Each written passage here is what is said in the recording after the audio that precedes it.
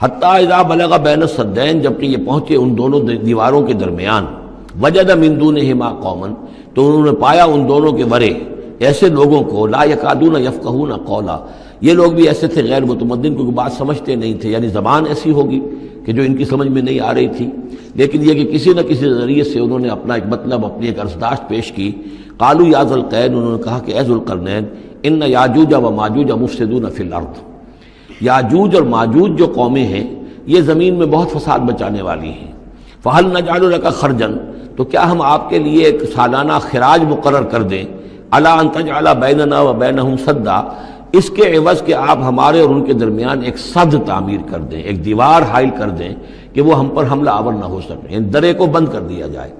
یوں سمجھیے جس اصول پر کہ آج کل ڈیم بنتے ہیں، ڈیم پہاڑی سلسلہ یوں آ رہا ہے، پہاڑی سلسلہ یوں آ رہا ہے، دریا درمیان میں سے گزر رہا ہے، آپ نے اس گزرگاہ پر ایک دیوار کھڑی کر دی تو یہ گویا کہ ایک آرٹیفیشل لیک کریٹ ہو گئی، پانی یہاں جمع ہو رہا ہے۔ تو اگر پہاڑی سلسلے دو چل رہے ہوں، ان کے درمیان جو راستہ ہے اس کو اگر بند کر دیا جائے، ایک دیوار کھڑی کر دی جائے اور اس دیوار کے مضبوط دیوار ہو، تو ظاہر بات ہے کہ پھر ادھر سے کوئی آ کر حملہ آور نہیں ہو سکتا، ان کے لیے ایک حفاظت کا سامان ہو جاتا ہے۔ یہاں یہ سمجھ لیجئے کہ یاجوج ماجوج سے کیا مراد ہے۔ حضرت یافس علیہ السلام، جو تین بیٹے تھے حضرت نوح علیہ السلام کے، سام، حام، یافس، سامی نسل کے بارے میں تو ہم نے بہت کچھ سمجھ لیا کہ حضرت ابراہیم بھی سامی نسل سے تھے، پھر قوم عاد بھی سام ہی کے نسل کی ایک شاخ تھی، قوم سمود بھی اسی کی شاخ تھی، یہ تمام جو ہے یہ تو سیمیٹک ریسز ہیں۔ حضرت یافس کی اولاد نے یہ سینٹرل ایشین ماؤنٹینز کا جو سلسلہ ہے اس کو کراس کیا اور شمال میں چلے گئے، اور شمال میں جا کر دائیں بائیں پھیل گئے، پھر یہ میدان ہے، ٹنڈرے کے میدان اور فلانے میدان اور بڑے بڑے کھلے میدان ہیں، تو گویا کہ ایشیا کو درمیان میں جو سلسلہ کوہ تقسیم کر دیتا ہے، ایک شمالی حصہ ہے، ایک اس کا اس کے جنوبی حصہ ہے، یہ شمالی میں چلے گئے اور جا کر پھر پھیلے۔ پھیلنے میں وہ مشرق کی طرف آئے تو چین اور ہند چینی تک یہ ساری قومیں جو ہیں یہ یلو ریسز، یہ انہی کی نسل سے ہیں، اور مغرب میں چلے تو روس، اور روس سے ہو کر روس کے ساتھ ملتا ہوا علاقہ ہے اسکینڈینیوین کنٹریز کے ساتھ، پھر وہاں سے وہ اتر کے، اور یورپ کے بھی جو یہ مغربی ممالک ہیں، اینگلو سیکسنز جو ہیں، یہ بھی در حقیقت اسی سے اسکینڈینیوین کنٹریز سے اترے ہوئے لوگ ہیں۔ تو یوں سمجھ لیجئے کہ ویسٹرن یورپ اور ایسٹرن یورپ کا بھی خاص طور پر شمالی علاقہ، اور پورا یہ روس کا علاقہ، اور پورا صحرائے گوبی، اور پورا چین، اور وہاں تک جو ہے ہند چینی تک، یہ یافس کی نسل ہے۔ یافس کے جن بیٹوں کے نام تورات میں آئے ہیں، کئی نام ہیں، وہ کوئی ایک دو نہیں، ان میں گوگ اینڈ میگوگ بھی ہے، توبال بھی ہے، موسک بھی ہے، موسک ایک شخص کا نام ہے، اور ماسکو ہو سکتا ہے کہ اسی نے آباد کیا ہو اور وہیں سے وہ نام بنا ہو۔ توبال اور بالٹک سی جو ہے اس ایریا کے اندر جو ہے، بالٹک سٹیٹس، توبال ان کے ایک بیٹے کا نام تھا، یہ تورات کے اندر نام دیے گئے ہیں۔ گوگ اینڈ میگوگ، یاجوج ماجوج، یہ بھی انہی کے بیٹوں کے۔ یہ تمام اقوام جو ہے یہ وحشی ہیں، اور یہ تاخت و تاراج کرنا، لوٹ مار کرنا، یہ ان کا طریقہ ہے، اور ان کا ہے ذکر جو یہاں پر ہو رہا ہے۔ یہ جو سیلاب آیا تھا، کولونیل سیلاب جو ہم پر آیا تھا، جس میں کہ یہ اینگلو سیکسنز تھے، یہ سب کے سب جو ہیں یہ اسی نارڈک ریسز سے ہیں، یہ بھی یاجوج اور ماجوج کی نسل ہیں۔ ایک سیلاب ان کا آ چکا ہے جو آیا تھا یورپ کے سے نکل کر، یہ کولونیل سیلاب آیا اور پوری دنیا کے اوپر چھا گیا تھا، ایشیا اور افریقہ کو انہوں نے فتح کیا، کولونائز کیا۔ اب اگرچہ ان کی وہ بساط ایک دفعہ تو لپیٹ دی گئی ہے، وہ واپس چلے گئے ہیں، انڈائریکٹلی ہم پر حکومت کر رہے ہیں، ابھی ان کے جو ملٹی نیشنلز ہیں ان کے ذریعے سے، یا بینکوں کے ذریعے سے، IMF کے ذریعے سے، ورلڈ بینک کے ذریعے سے انڈائریکٹ حکومت ہے جو نیو ورلڈ آرڈر ہے۔ لیکن یہ ہے کہ ابھی ایک اور جو سیلاب ان کا آنے والا ہے وہ آتا ہے احوال قیامت کے معاملات میں۔ آرمگڈون کے بعد جب حضرت مسیح علیہ السلام کا نزول ہو چکے گا اور یہودیوں کا خاتمہ ہو چکے گا، اور پھر یہ کہ تمام جو عیسائی ہیں وہ مسلمان ہو جائیں گے، عیسائیت ختم ہو جائے گی حضرت مسیح علیہ السلام کے آنے کے بعد، اور مسلمان اور عیسائی مل کر ایک ملت بن جائیں گے، سب مسلمان ہوں گے۔ اس کے بعد آخری سیلاب پھر آنا ہے جو اس کے خلاف، وہ احادیث میں آتا ہے، پھر وہ یاجوج اور ماجوج کا ہوگا۔ اور میرے نزدیک یہ یاجوج اور ماجوج جو ہیں وہ ایسٹرن علاقے سے آئیں گے، چائنا وغیرہ سے، ہند چینی سے۔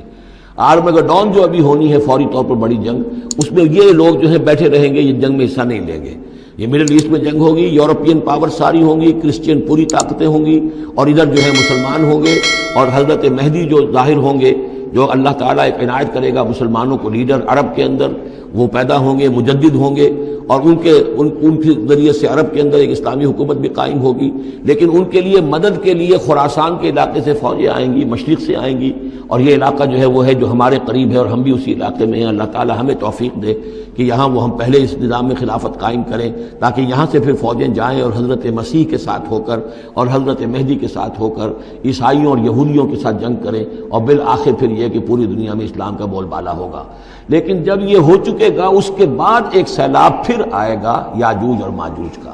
تو یہ چونکہ پوری ایک سلسلہ ہے، ایک نسلیں ہیں اس کے اندر بہت سی، تو ان میں چونکہ تفسیری اعتبار سے بہت سی باتیں جو ہے مختلف آراء بھی سامنے آئیں گی، تو میں نے جو رائے میری ہے وہ آپ کے سامنے بیان کر دی ہے۔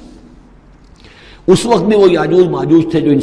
شمالی دروں سے آ کر حملے کرتے تھے۔ قالوا یا ذا القرنین ان یاجوج و ماجوج مفسدون فی الارض، وہ جو میں نے عرض کیا ہے کہ قیامت کے قریب بھی معاملہ ہوگا، یہ سورہ انبیاء کی آیات 97-98 ہیں۔ حتی اذا فتحت یاجوج و ماجوج وهم من کل حدب ینسلون واقترب الوعد الحق فاذا هی شاخصۃ ابصار الذین کفروا۔ اب زیادہ دور نہیں، ہم سورہ انبیاء بھی قریب ہی آ رہی ہے، انشاءاللہ وہاں اس کو ہم پڑھیں گے۔ تو دو جگہ قرآن مجید میں یاجوج اور ماجوج کا ذکر ہے، ایک یہ جو قریب قیامت میں ان کا جو ظہور ہونے والا ہے، ایک اس وقت کا معاملہ یہ چھوٹا سا تھا کہ جو ذوالقرنین کے سامنے آیا ہے۔ تو کیا ہم آپ کے لیے ایک سالانہ خراج طے کر دیں تاکہ آپ ہمارے لیے یہاں ایک سد تعمیر کر دیں، ایک بند باندھ دیں یہاں پر؟ قال ما مکنی فیہ ربی خیر۔ اب دیکھیے ان کا کردار، ان کا مجھے جو کچھ میرے رب نے دے رکھا ہے، دولت دے رکھی ہے، مال دے رکھا ہے، وہ بہت بہتر ہے اس سے کہ جو تم مجھے پیش کر رہے ہیں۔ مجھے خراج کی ضرورت نہیں ہے، ہاں تمہاری ایک ضرورت ہے میں وہ پوری کر دیتا ہوں۔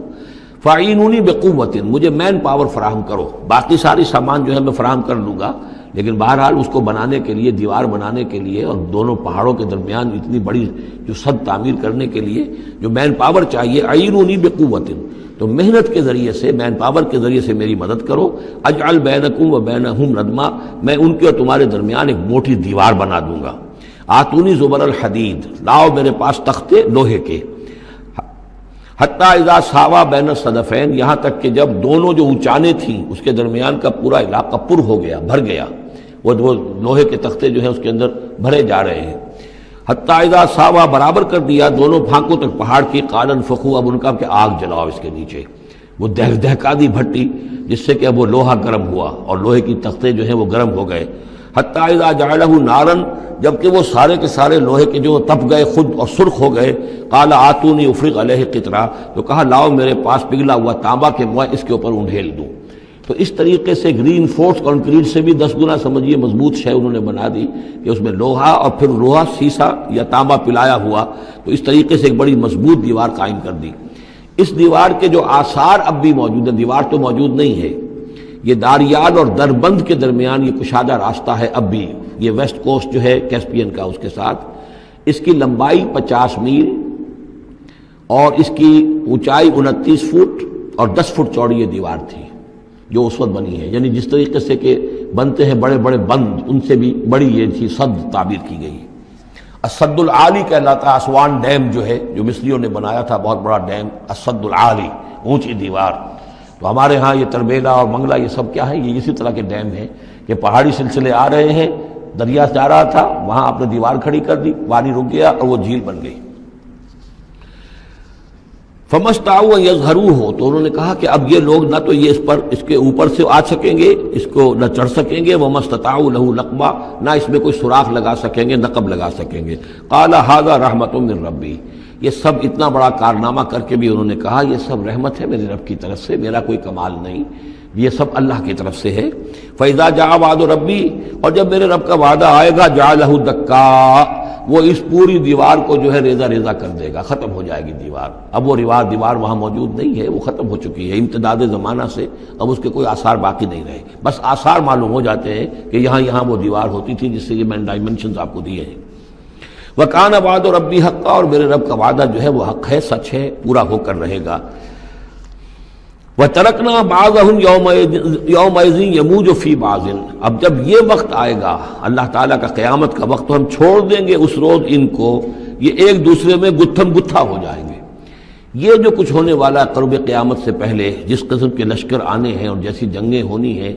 اور یہ جو یاجوج ماجوج جب آئیں گے تو آتا ہے احادیث کے اندر کہ پورے دریا اور پورے سمندر پی جائیں گے، ہر چیز کھا جائیں گے، اور یہ معلوم ہوتا ہے کہ چینیوں کے ہاں تو خاص طور پر سانپ بچھو جو شے ہو، کتا بلی، ہر شے چٹ کر جاتے، کوئی شے نہیں چھوڑتے۔ اور میں سمجھتا ہوں کہ شاید آدم خور بھی ہو یہ کہ کسی وقت میں جب ان کو ضرورت پڑے تو آدمی کو بھی کھا جائیں، جو کتے کو، بلی کو، سانپ کو، بچھو کو، ہر چیز کو کھا جاتے۔ تو ان لوگوں کا معاملہ جو ہے واقعتاً یہ جب ابھی تو ذرا رکے ہوئے ہیں، کنٹینڈ ہیں ایک طرح سے، لیکن ایک وقت میں ان کا بند کھلے گا۔ اور چونکہ پھر یہ جو ہے تمام چاروں طرف ان کے پہاڑ ہیں، ہر پہاڑ کی اونچائی پر سے من کل حدب ینسلون نیچے اترتے ہوئے نظر آئیں گے۔ اور یہ نقشہ بعین ہی اسی طرح اخبارات میں آیا تھا جب 62 میں وار ہوئی ہے نیفا میں، جو ہندوستان کا مشرقی جو علاقہ تھا جہاں کہ چین اور بھارت کی جنگ ہوئی ہے،